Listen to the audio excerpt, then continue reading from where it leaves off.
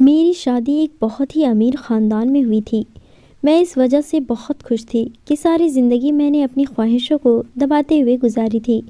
मुझे पैसे की कद्र और कीमत का अंदाज़ा था। मैंने अपने पापा मम्मी से हमेशा 2-2 रुपए के लिए मार खाई थी। जब मेरी शादी अमीर घराने में हुई तो मैंने कुछ नहीं कहा, किसी से कुछ नहीं पूछा कि शादी किससे करवाई जा रही है।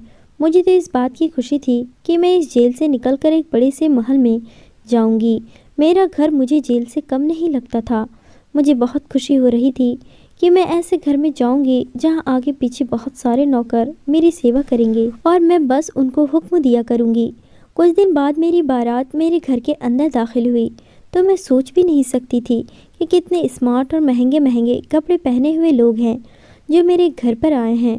वो मेरे ससुराल वाले हैं। उन सब के चेहरे पर बहुत ही खूबसूरती और चमक दमक थी।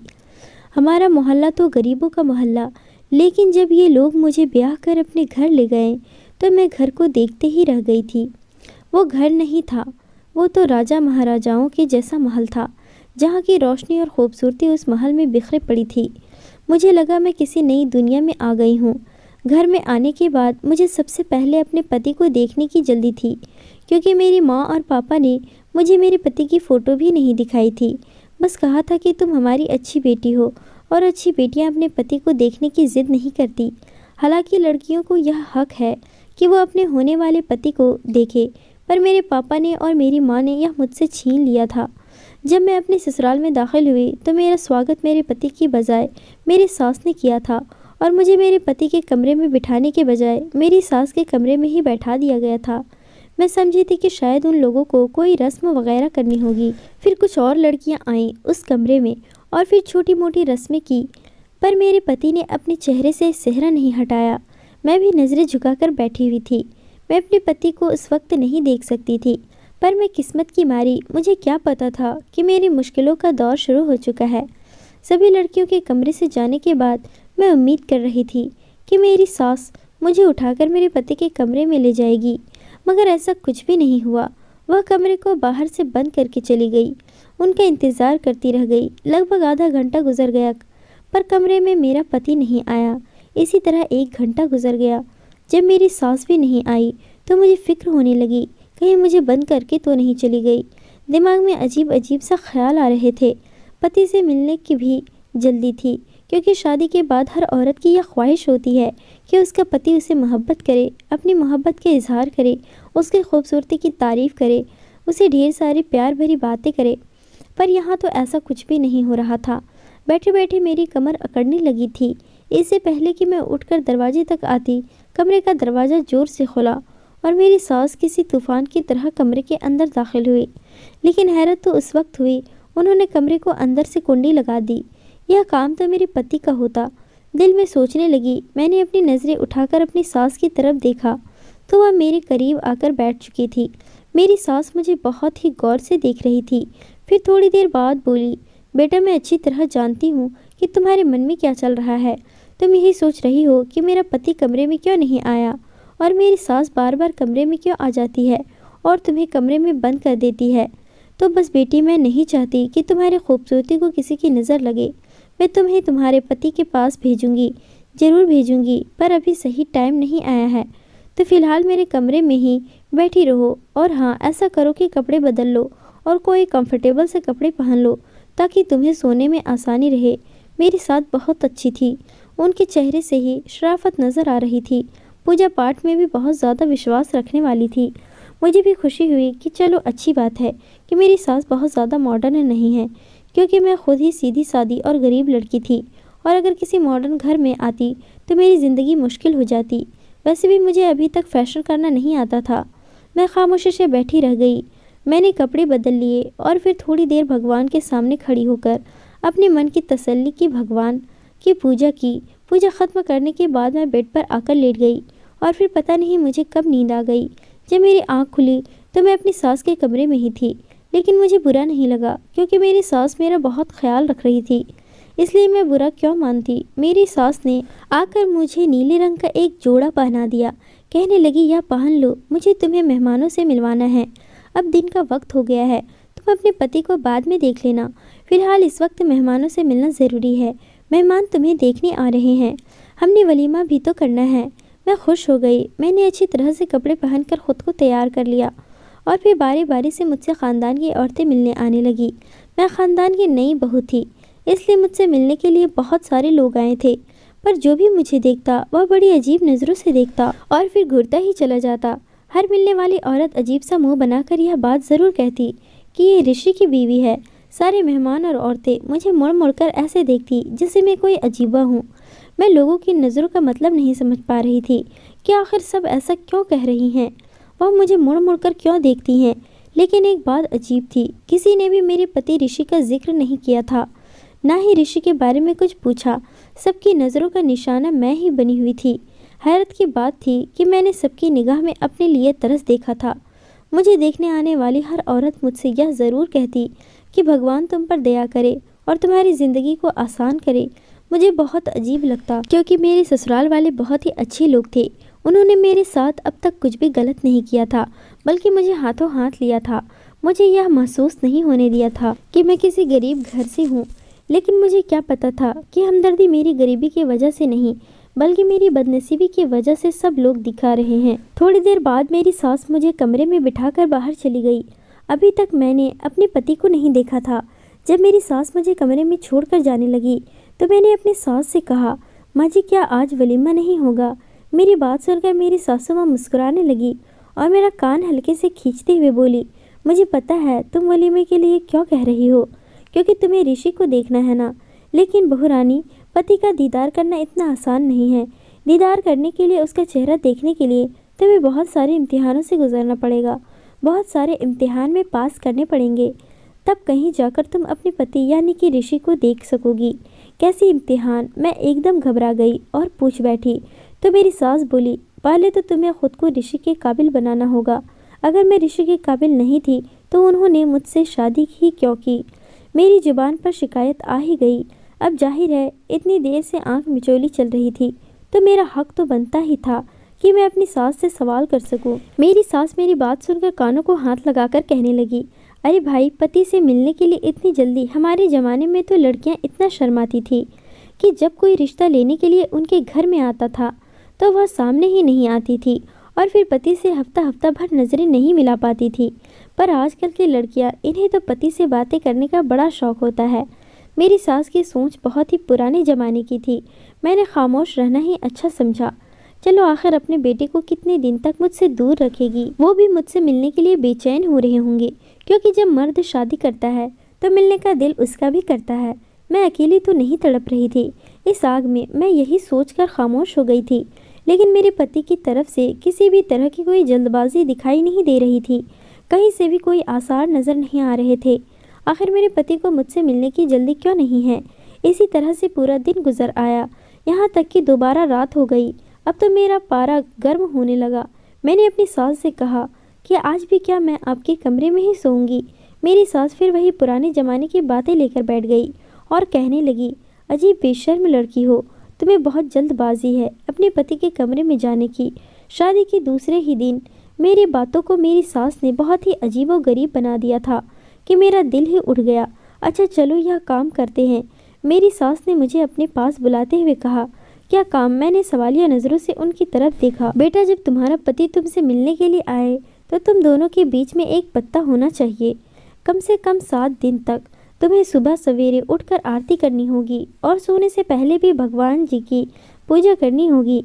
हमारे जो पंडित जी हैं ना, उन्होंने यही कहा है कि 7 दिन तक तुम्हें यह विधि करनी होगी और इससे पहले तुम अपने पति का चेहरा नहीं देख सकती। मेरा बेटा ऋषि भी पूजा पाठ से दूर भागता है, इसलिए उसको भी 7 दिन की विधि पूरे विधान से करनी होगी, तभी तुम्हारा चेहरा देख सकेगा। मेरे बेटे को सुधारने का यही एक तरीका है, क्योंकि वह पूजा पाठ में विश्वास नहीं रखता। तो 7 दिन तक इस विधि को तुम्हें और मेरे बेटे ऋषि को दोनों को पूरा करना होगा। इस तरह मेरा बेटा सुधर जाएगा और पूजा पाठ में और भगवान में विश्वास करने लगेगा। फिर उसके बाद तुम दोनों एक दूसरे की शक्ल देख लेना। मैं अपनी सास की बात सुनकर चुप हो गई थी, लेकिन मुझे दिल में खुशी हुई थी कि सास का रवैया मेरे साथ अच्छा था। वह बस यही चाहती थी कि हमारे रिश्ते में भगवान जी की कृपा बनी रहे, एक दूसरे से लड़ाई झगड़ा ना हो। इसलिए मुझे पहले पूजा पाठ का पाबंद बनाना। मुझे अपनी सास की इस सोच पर खुशी हुई। मैंने कहा ठीक है, मैं आज से ही विधि करना शुरू करूँगी। फिर उसी समय से मैंने भगवान जी की पूजा पाठ करने में लग गई। मेरी लगन देखकर मेरी सास बहुत खुश होती, कहती तुम बहुत अच्छी लड़की हो, भगवान तुम्हारी उम्र लंबी करे और मेरी बेटी ऋषि के लिए तुम्हारे दिल में मोहब्बत पैदा करे। अब मैं अपनी सास को क्या बताती कि ऋषि के लिए मेरी मोहब्बत उसी समय शुरू हो गई थी जब मैंने ऋषि के साथ फेरे लिए थे। अभी एक ही दिन गुजरा था कि मेरी सास कमरे में आई और कहने लगी कि बेटा, पंडित ने कहा है कि तुम्हें दिन में 2 बार नहीं बल्कि 5 बार पूजा पाठ करना पड़ेगा। अरे अभी तो तुमने एक ही बार सुबह को ही पूजा की थी, तो तुम अपने पति से आज नहीं मिल सकती। सास की बात सुनकर मैं उदास हो गई, लेकिन फिर मैंने सोचा चलो कोई बात नहीं, मैं अपने पति के लिए दिन में 5 बार भी पूजा कर सकती हूँ। इसी तरह अगला दिन भी गुजर गया। अगले दिन मैंने पूरी 4 टाइम पूजा की थी। सोने से पहले भगवान की पूजा करना रह गया था। बहुत खुश थी कि चलो कम से कम अपने पति से मिल सकेंगे, क्योंकि मेरी सास ने कहा था कि 7 दिन से पहले पति का चेहरा नहीं देखना। लेकिन अगर तुम पूरी लगन से पूजा करती हो तो सिर्फ पति को देखे बिना उससे मिल सकती हो। मैंने सोचा था चलो कोई बात नहीं, पति की आवाज़ सुन सकती हूँ। अगर पति का चेहरा नहीं देख सकती तो कम से कम उससे बातें तो कर सकती हूँ। मैं अपने कमरे में बैठी थी और इन्हीं हसीन ख्यालों में खोई थी कि मेरी सास आई और कहने लगी कि सपनों में रहने के बजाय सबसे पहले रात वाली पूजा कर लो, क्योंकि जब तक तुम दिन की पूरी पूजा नहीं कर लेती मैं तुम्हें अपने बेटे से नहीं मिलने दूंगी। वह अपने हाथ में एक सफ़ेद कलर का दुपट्टा लेकर आई थी। कहने लगी इस दुपट्टे को अपने स्तर पर डाल लो, तभी पूजा करना। यह हमारे पंडित जी ने दिया है, कहा है कि रात को इसे सर पर डालकर ही पूजा करनी है। मैंने अपनी सास के हाथ से वह दुपट्टा ले लिया और सर पर डालकर भगवान जी की पूजा करने लगी। उस दुपट्टे से हल्की हल्की खुशबू आ रही थी जो मुझे बहुत अजीब सी लग रही थी। मुझे अजीब सा महसूस हो रहा था, किसी अनहोनी का एहसास हो रहा था। लेकिन फिर भी मैंने उस दुपट्टे को अपने सर पर डाल लिया। लेकिन धीरे धीरे मेरा सर भारी होने लगा, मेरे हाथ पैर ढीले पड़ गए और मैं वहीं बढ़ती चली गई। मुझे महसूस हुआ जैसे किसी ने मुझे गोद में उठाकर बेड पर लिटा दिया। फिर पूरी रात ऐसे ही निकल गई। समझ ही नहीं आ रहा था कि मैं सोई हूँ या जागी हूँ। यहाँ तक कि जब सुबह मेरी आँख खुली तो मेरे सर में हल्का हल्का सा दर्द हो रहा था। मेरी नींद पूरी नहीं हुई थी, मुझसे कोई भी ताजगी नहीं थी। अजीब सी थकावट थी जिसने मुझे घेर रखा था। बहुत अजीब सा महसूस कर रही थी। मेरी तबीयत भी भारी भारी सी थी। मेरी सास उठकर मेरे कमरे में आई, बोली लो बेटा दूध पी लो। मेरी सास ने मेरी तरफ दूध का गिलास बढ़ाते हुए कहा तुम थक गई होगी, सारी रात पूजा पाठ जो की है। सास की बात सुनकर मैंने कहा पूजा पूरी भी नहीं हो पाई थी कि उसी वक्त मुझे नींद आ गई। मेरी बात सुनकर मेरी सास बोली बेटी ये क्या कर दिया, अब तो तुम्हें आज भी ऋषि से मिलवाने से रही। यह कहकर मेरी सास ने मेरे सर पर एक और बम गिरा दिया। तो क्या मैं अपने पति से मिलने के लिए सारी ज़िंदगी ऐसे ही तरसती रहूँगी? मेरी बात सुनकर मेरी सास जोर से हंस पड़ी और कहने लगी मैंने कब कहा कि तुम ऋषि से नहीं मिल सकती? बस आज रात पूजा पाठ पूरे विधि विधान से कर लेना, फिर तुम रात को ऋषि से मिल सकती हो। मैंने अपनी सास से कहा ऋषि का दिल नहीं करता मुझसे मिलने के लिए। तो मेरी सास हंस पड़ी, कहने लगी अरे वो तो देर रात मेरा दिमाग खाता है कि मुझे निशा से मिलवा दो। लेकिन नहीं बेटी, जब तक तुम दोनों पूजा पाठ पूरी विधि विधान से नहीं कर लेते मैं तुम्हें एक दूसरे से नहीं मिला सकती हूँ। सास की बात सुनकर मैं खामोश हो गई। आज तो मेरा पूरा पूजा करने का भी दिल नहीं कर रहा था, क्योंकि 3 दिन हो गए थे और मैंने अपने पति को देखा ही नहीं था। एक अजीब सा सिलसिला शुरू हो चुका था। मैं दिन में 4 बार पूजा करती, लेकिन रात की पूजा करने के बाद मेरी सास मेरे कमरे में आती और कहती कि बेटी आज मैं तुम्हारे लिए यह फला चीज़ खाने को लाई हूँ, यह तुम खा लो। मैं तो चीज़ खा लेती और उसे खाते ही मुझे नींद आ जाती। मेरी सास कभी खजूर लेकर आ जाती, तो कभी दूध की प्याली, तो कभी शरबत। सास की लाई हुई चीज़ों को खाते ही मैं नींद के आगोश में चली जाती। फिर पूरी रात सोई रहती और ना जागती रहती। बस ऐसा लगता कि मेरे पास कोई है, मैं किसी को अपने आगोश में महसूस करती थी। लेकिन एक रात मैंने सोच लिया कि वह सच्चाई जान कर रहूँगी कि आखिर रात को मेरे पास कौन होता है। मेरी सास मुझे फैलने वाली चीज़ें क्यों खिलाती है? और फिर रात होते ही जैसे ही मेरे साथ मेरे पास आई, कहने लगी बेटा मैं तुम्हारे लिए ये जो जूस लेकर आई हूँ इसे पी लो, तुम्हें ताकत मिलेगी। देखो दिन ब दिन कैसे कमज़ोर होती जा रही हो। मैंने उनकी तरफ देखा भी नहीं और अपनी सास से बोली नहीं माँ जी, आज जूस पीने का बिल्कुल भी मन नहीं कर रहा। आप इसे वापस ले जाएं। रात वाली पूजा भी करनी है तो मैं पूजा करने जाती हूँ। मैं लगभग 1 हफ्ते से कोशिश कर रही थी कि रात वाली पूजा को पूरा कर लूँ, लेकिन मैं रात वाली पूजा कर ही नहीं पाती थी। इससे पहले ही मुझे नींद आ जाती थी। इसलिए आज मैंने सोच लिया था कि कुछ भी नहीं खाऊंगी और पूजा पूरी करूंगी। फिर मेरी सास बोली, कोई बात नहीं, पूजा भी कर लेना, लेकिन पहले यह जूस पी लो। लेकिन मैंने अपनी सास को कह दिया कि मुझे जूस नहीं पीना। मेरे तेवर देखकर मेरी सास मुझे छोड़कर चली गई। वह समझ गई थी कि अब मैं उनके और बहकावे में नहीं आने वाली। थोड़ी देर के बाद मेरी सास कमरे में दाखिल हुई। बहुत ही तेज परफ्यूम लगा रखा था। खुशबू मुझे कुछ जानी पहचानी सी लगी, लेकिन मैं अपनी नाक को बंद किए बैठी रही। थोड़ी देर बाद मेरी सास फिर कमरे में आई। मैं पूजा करने की तैयारी कर रही थी। मेरी सास के चेहरे से साफ लग रहा था कि मुझे जागता हुआ देखकर वह परेशान है। तीसरी बार मेरी सास मेरे कमरे में फिर आई। मुझे बहुत अजीब लग रहा था कि मेरी सास मेरे कमरे में बार बार क्यों आ रही है। इस बार उनके हाथ में एक सफ़ेद रंग की चादर थी। कहने लगी, बहू, मैंने तुमसे कितनी बार कहा है कि पूजा करने से पहले यह सफ़ेद चादर ओढ़ लिया करो। ये लो, मैं तुम्हारे लिए नई चादर लेकर आई हूँ, इसे ओढ़ लो। मैंने सोचा, फिर चादर ओढ़ने में क्या हर्ज है। मैंने अपनी सास के हाथ से वह चादर लेकर अपने सर पर डाली और फिर मेरे साथ वही हुआ जो मैं बिल्कुल नहीं चाहती थी। चादर ओढ़कर ही मेरे ऊपर बेहोशी सवार होने लगी। नींद आने लगी और फिर मैं सो गई। इस कदर गहरी नींद आई कि जब मेरी आँख खुली तो सुबह के लगभग 8 बज रहे थे। मुझे लेट उठना बिल्कुल भी पसंद नहीं था, लेकिन आज मैं लेट उठी थी। फिर भी मेरा मूड बिल्कुल भी ख़राब नहीं था, बल्कि बहुत अच्छा था, क्योंकि मुझे पता था कि अब आगे मुझे क्या करना है, मेरा अगला कदम क्या होगा, अपनी सास की चालाकियों से मुझे कैसे बचकर निकलना है। मैंने सोच लिया था कि मैं अब यह पर्दाफाश करके ही रहूँगी, तो फिर मैंने ऐसा ही किया। रात का वक्त हो गया। रात होते ही मेरी सास की आवाजाही मेरे कमरे में बढ़ने लगी। मैंने स्तर पर तकिया रखा और वहीं लेट गई। मैंने सोने का नाटक किया। फिर मेरी सास रोज़ मुझे किसी न किसी बहाने सुला देती थी और मैं आज खुद ही सो गई। अपनी सास को दिखा दिया कि मैं सो चुकी हूँ, ताकि वह मुझे किसी भी तरह की कोई चीज़ें ना खिलाए। अभी लगभग 10 मिनट ही गुजरे होंगे मुझे सोने का नाटक करते हुए कि कमरे के अंदर हलचल महसूस हुई। मेरे कमरे का दरवाज़ा खुला, फिर कुंडी लगाने की आवाज़ आई। किसी के भारी कदमों की आवाज़ मेरे कानों में पड़ रही थी, पर मैं आंखें खोलकर देख नहीं सकती थी। फिर मैंने देखा कोई धीरे धीरे चलते हुए मेरे करीब आया है। यह कोई मर्दाना के कदम थे जो मुझे महसूस हो रहे थे।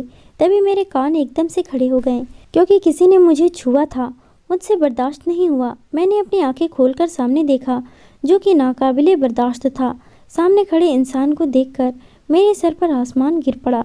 मैं सोच भी नहीं सकती थी कि मेरी सास मेरे साथ इतना बड़ा धोखा कर सकती है। मेरी आंखों से टप टप आंसू बहने लगे। मैंने शादी के बारे में क्या क्या सोचा था और मेरे साथ क्या हो गया। भगवान, मैं कहाँ फंस गई। मैंने दिल ही दिल में सोचा। मेरे दिल की धड़कन तेज हो चुकी थी। मैं बस उतरकर किसी बात की परवाह न करते हुए कमरे से भागी और भागते हुए बाहर आ गई। मेरी सास ने मुझे देखा तो वह हक्का बक्का रह गई। उनके चेहरे का रंग पीला पड़ गया। मैं अपनी सास से बोली, आपने मेरे साथ इतना बड़ा धोखा किया, आपको शर्म नहीं आई? अगर मेरी जगह आपकी बेटी होती तब भी क्या आप यही करती? मेरी आंखों से लगातार आंसू बहे जा रहे थे। आपने अपनी औलाद पैदा करने के लिए यह सब कुछ किया। मैं सोच भी नहीं सकती थी कि आप लोग इतना नीचे गिर जाएंगे, इतने घटिया निकलेंगे। मेरी बात सुनकर मेरी सास मेरे पास आई और मेरे हाथ को थामते हुए कहने लगी थी, भगवान के लिए ऐसी बातें ना करो। मैंने तुम्हारा चेकअप करवाया है। तुम थकी थकी सी रहती थी, तुम्हें चक्कर आते थे। तुम्हें याद है ना, उस दिन हमारे घर एक दाई आई थी, उसी ने तुम्हारा चेकअप किया था। उसने बताया कि तुम उम्मीद से हो। मेरी सास ने मेरे सिर पर एक और बम फोड़ दिया। ये क्या कह रही हैं आप? आपने तो कहा था कि मेरे बेटे से मिलने के लिए तो मैं न जाने क्या क्या इम्तिहान पास करने पड़ेंगे, फिर मैं पेट से कैसे हो गई? आप यह कैसे कह सकती हैं कि मैं आपके बेटे के बच्चे की माँ बनने वाली हूँ? आपको एहसास भी है कि आप क्या कह रही हैं? मेरी सास मेरी बात सुनकर सर झुकाकर बोली, बेटी मैं क्या करती, मैं मजबूर थी और खुशी किसे नहीं चाहिए होती। अगर मैंने उसके लिए थोड़ी सी हेरा फेरी कर ली तो क्या हुआ? मुझे माफ़ कर दो, मैं कुछ नहीं कर सकती थी। एक माँ होने के नाते मुझे अपनी भलाई भी सोचनी थी और अपने बेटे की खुशी भी सोचनी थी। अपनी सास की कोई बात नहीं सुनी। मेरी सास मुझसे विनती कर रही थी कि अब तो तुम्हारी कोख में हमारा पोता है, हमारी औलाद है, तो तुम्हें इस तरह घर से नहीं जाना चाहिए। लेकिन मैं अपनी सास की कोई बात सुनना नहीं चाहती थी। इतनी बड़ी धोखे के बाद मैं घर में कैसे रहती, यह मुझे बिल्कुल भी गवारा नहीं था। मैंने अपने आप को कमरे में बंद कर लिया और अपना सामान पैक करने लगी और फिर सीधा अपने माँ बाप के घर आ गई। माँ बाप को भी मैंने सारी कहानी सुनाई। मेरी माँ मेरी बात सुनकर हक्का बक्का रह गई। बोली कि बेटी हमें माफ़ कर दो, हमें यह सब पहले से पता था, लेकिन हमने यह बात जानबूझकर तुम्हें नहीं बताई थी। मैं सोच भी नहीं सकती थी कि मेरी माँ मेरे साथ ऐसा कर सकती है। मैंने कहा आप लोग तो मेरे अपने थे, फिर आप लोगों ने मेरे साथ इतना बड़ा धोखा क्यों किया। मैं रोने लगी तो मेरी माँ मेरा हाथ थाम कर कहने लगी, बेटा हमें माफ़ कर दो, हम मजबूर थे, क्योंकि बेटियों के माँ बाप हमेशा मजबूर होते हैं। अपनी माँ की बात सुनकर मैं चीख पड़ी। बोली आप मजबूर नहीं थी, आप लालची थे। मेरी बात सुनकर मेरी माँ रोने लगी। मुझे उनको भी इस तरह से कहना अच्छा तो नहीं लग रहा था, लेकिन मैं क्या करती, क्योंकि उन्होंने मेरे साथ बहुत बड़ा धोखा किया था। तभी एक और अनहोनी हो गई। घर के दरवाजे पर दस्तक हुई। बाहर मेरी बड़ी बहन खड़ी हुई थी। उसका हुलिया देखकर लग रहा था कि वह भी अपने पति से लड़कर आई है। यह सब देखते ही मेरा दिल बढ़ने लगा। मैंने कहा तुम भी अपने घर में सुकून से नहीं हो, तुमको सुकून नहीं तो मुझे कैसे हो सकता है। तुम्हारी शादी तो इतने बड़े घर में हुई है, तब भी तुम खुश नहीं हो, तो मैं कैसे खुश रह सकती हूँ। हमारे घर में रुपयों पैसों की तंगी है, रोज़ घर में लड़ाई झगड़े होते हैं। मेरा पति मुझे मारता पीटता है, एक वक्त की रोटी के लिए भी हम लोग तरस जाते हैं। अब हम दोनों बहनें अपने माँ बाप के घर बैठ गए थे। मुझे लगने लगा कि मैं अपने माँ बाप पर जुल्म कर रही हूँ। रात को सोने के लिए लेटी तो वही वाला मंजर मेरी आंखों के सामने घूमने लगा। जब मेरे कमरे में कोई आया था और मैं चीख कर अपनी सास के पास पहुँची थी। मेरे कमरे में आने वाला कोई और नहीं बल्कि मेरा पति था। मेरा पति का चेहरा इतना भयानक था कि उसकी शक्ल देखते ही मेरे सर पर आसमान गिर पड़ा था। पता नहीं मेरा पति जन्म से ही ऐसा था या फिर बाद में किसी दुर्घटना में ऐसा हुआ था, लेकिन जो भी हुआ था बहुत ज़्यादा बदसूरत था। मेरा पति यही सब सोचते सोचते मेरा दिल घबराने लगा। मैं एकदम से उठकर बैठ गई। मुझे लगा कि मैं अपने माँ बाप के साथ बहुत गलत कर रही हूँ। मेरे माँ बाप ने जो भी किया वह मजबूरी में किया, क्योंकि हम बहुत गरीब लोग थे और गरीब की लड़की को ब्याहने कोई नहीं आता। सब दहेज के लालची होते हैं। अगर मेरा पति बदसूरत है तो क्या हुआ, मुझे उसकी सूरत देखकर डर तो बहुत लगा था।